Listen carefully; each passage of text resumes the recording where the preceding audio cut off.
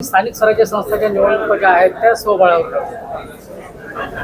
अजून त्याचे काय डिक्लेरेशन झालं नाही. ज्या वेळेला डिक्लेरेशन होईल त्यावेळेला ते बघू आपण काय असेल ते, काळजी करू नका.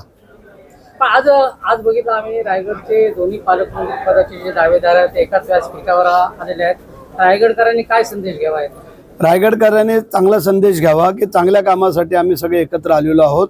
आमचे सर्व अधिकारी, जिल्हाधिकारी असतील, शिव असतील, आमच्या पोलीस अधीक्षक असतील, आमचे डेप्युटी शिव सगळेच.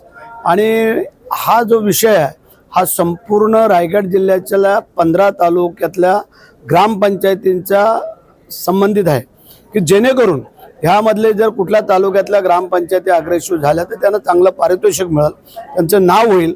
आणि त्याचबरोबर आम्ही जे काही काम करतोय त्याचा आम्हाला पण थोडासा त्याच्यामध्ये मोबदला आहे की बाबा आम्ही त्यांना काय सहकार्य केलं, काय नाही केलं.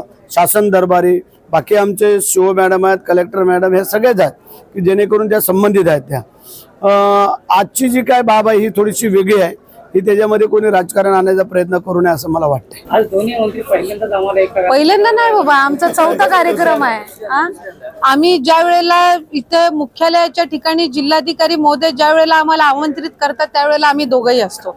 ज्या वेळेला आमंत्रणाला विलंब होतो त्यावेळेला आम्ही दोघंही नसतो. पण साधारणपणे मला वाटतं हा तिसरा का चौथा कार्यक्रम असेल.